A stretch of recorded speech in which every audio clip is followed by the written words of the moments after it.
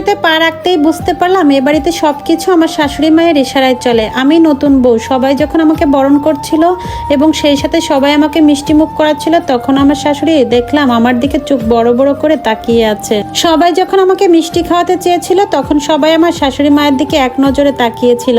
শাশুড়ি মায়ের ইশারা পেতে আমার মুখে মিষ্টি তুলে দিল। উনি চারিদিকে বড় বড় চোখ করে তাকাচ্ছে, আর অন্যরা মিষ্টি খাওয়াতে এসেও আবার মিষ্টির প্লেট নিয়ে গেল। বুঝতে পারলাম আমার শাশুড়ি মাকে সবাই ভয় পায়। এর আগে ওনাকে মাত্র একবার আমি দেখেছিলাম, আমার স্বামীর জন্য যেদিন প্রথম আমাকে দেখতে গিয়েছিল সেদিনই দেখেছিলাম। রুচিশীল একজন মহিলা, যেমন কথাবার্তা তেমনি পোশাক আশাক।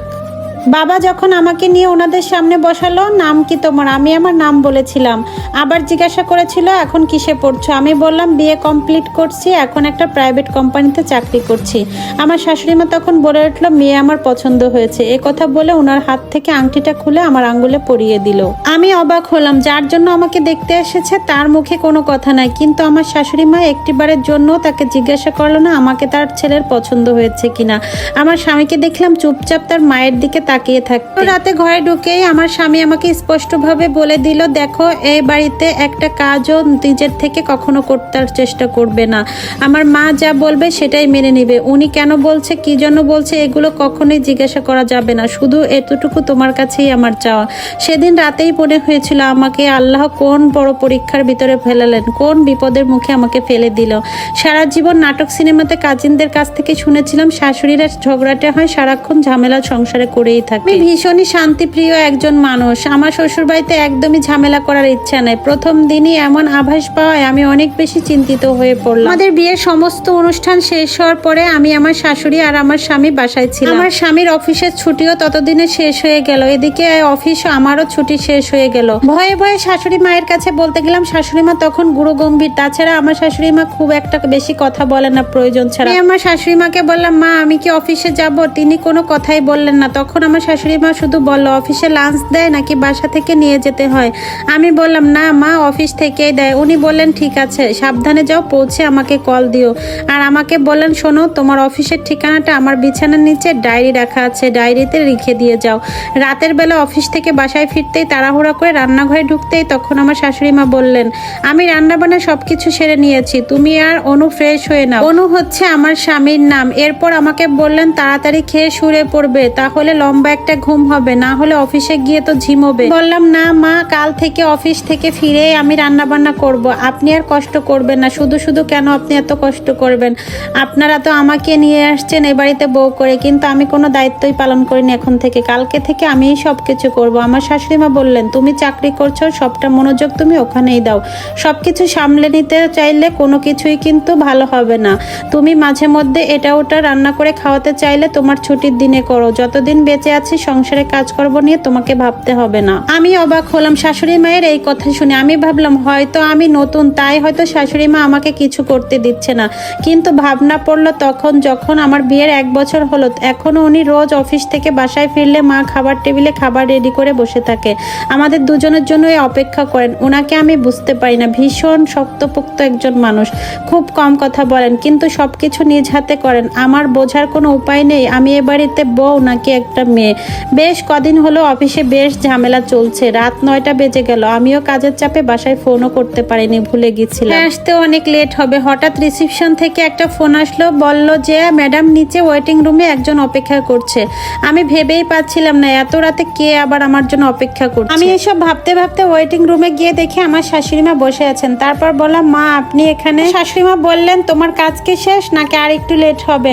না মা হয়ে এসেছে, আমি এখনই বের হব। ঠিক আছে ব্যাগ গুছিয়ে নিয়ে আসো, আমরা বের হব, আমি তোমার জন্য অপেক্ষা করছি। রাস্তা তিনি গুরুগম্ভীর ছিলেন। বাসায় ঢুকতে ড্রয়িং রুমে বসতে মা তখন বলেন, কতগুলো ফোন দিয়েছি তোমাকে, ফোন তো দেখোইনি, জানাতেও তো পারতে, দেরি হবে আসতে।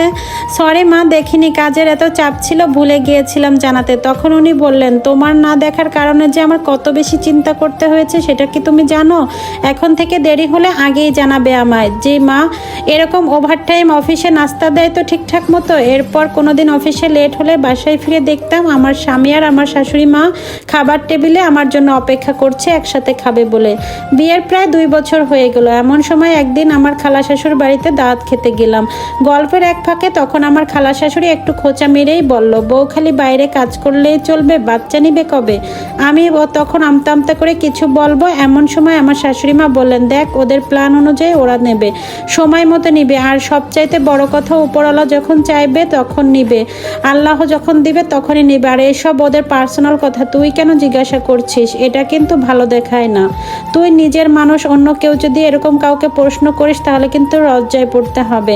তখন আমার খালা শাশুড়ি মুখ চুপসে গেল। আমার খালা শাশুড়ি রেগে গিয়ে বলেন, বউকে এত মাথায় তুলো না, যখন দেখবে মুখে চুনকালি দিবে তখন বুঝবে। আমাদের বাড়ির বউ কি তোমাদের বাড়ির ঘরের বউদের মতো কাজের লোক যে সে আমায় দেখে রাখবে? তোর তো সারা জীবন তোরা আমার সাথে খারাপ ব্যবহারই করেছিস। আমি না হয় আমার বউকে আদর দিয়ে মাথায় তুলে রাখবো, আমাকে দেখবে কিনা সে আশা তো আমি করি না। বাড়ি ফিরে আমি আমার কানের দুল খুলতে খুলতে আমি আমার শাশুড়ি মায়ের কথা ভাবছিলাম। এত শক্ত সামর্থ্য একজন মানুষ, কি দারুণ ব্যক্তিত্ব, তার সাথে আবার কেউ খারাপ ব্যবহার করতে পারে? ভীষণ কৌতূহল নিয়ে কথাটা জানার জন্য শাশুড়ি মায়ের কাছে গেলাম। আমি ড্রয়িং রুমে দেখলাম মা বসে আছে। মার পাশে গিয়ে গল্প করতে করতে মায়ের কাছে জিজ্ঞাসা করলাম, আপনার সংসার জীবন কেমন ছিল মা? তখন খুব শান্ত কণ্ঠে বললেন, শোনো মা, দুনিয়াটা শক্তের ভক্ত নরমের জম। আমি সব সময় চুপ থাকতাম, তাই সবাই পেয়ে বসতো। আমার সরকারি চাকরি হয়েছিল, আমার শাশুড়ি আমাকে চাকরি করতে দেয়নি। পেটে তখন আমার অনু, সে কি তুলকালাম কাণ্ড। তোমার শ্বশুরও আমার সাথে যা ইচ্ছে তাই ব্যবহার করত। ওদের সবার ব্যবহারে ঘেন্না চলে এসেছিল। পরে আমি নিজেই ওদের দায়বদ্ধতার জন্য ওদের জন্য করে গেছি।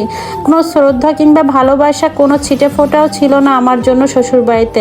আমার জন্য বলতে গেলে এই কথা বলতে বলতে জল গড়িয়ে পড়ছিল আমার শাশুড়ি মায়ের চোখ থেকে। আমি অবাক হয়ে দেখছিলাম এত কঠোর মানুষ কিভাবে কান্না করে। মা তখন বলছেন, শুধু সৃষ্টিকর্তার কাছে এটাই চাইতাম যে আমার ছেলেটা যেন মানুষের মতো মানুষ হয়। ছেলেটাও বড় হলো আর আমিও শক্তি পেলাম। আমি সব সময় চেয়েছি এ বাড়িতে অনুর বউ যেন আমার মেয়ে হয়ে থাকে। নিজে যেটা পাইনি আমার ছেলের বউ যেন সেটা পায়। আমার ছেলের বউয়ের জন্য কখনো কষ্ট পেতে না হয়, এই জন্য আমি তোমার সাথে এভাবে চলি মা। তুমি নিজের মতো করে এ বাড়িতে থাকবে, কখনো ভাববে না যে এটা তোমার পরের বাড়ি। এমন কয়জন পারে অন্যের বাড়ির মেয়েটাকে এনে নিজের মেয়ের চোখে দেখা? ভীষণ শ্রদ্ধা নিয়ে আমি আমার শাশুড়ি মাকে দেখছিলাম। কি দারুণ উন্নত একজন মানুষ। বাংলার ঘরে ঘরে যদি এমন শাশুড়ি থাকতো তাহলে প্রতিটা মেয়েও শাশুড়িকে নিজের মায়ের চোখেই দেখতো। গল্পটা ছিল একটা ফেসবুক থেকে একটা আপুর জীবন থেকে নেওয়া। সবার কাছে যদি ভালো লাগে অবশ্যই গল্পটা একটু শেয়ার করে দিবেন, তাহলে অন্য কেউ শুনতে পারে। আর আপনাদের কাছে যদি গল্পটা ভালো লেগে থাকে অবশ্যই কমেন্টের মাধ্যমে আমাকে জানাতে পারেন আপনাদের কাছে কেমন লেগেছে। আল্লাহ হাফেজ।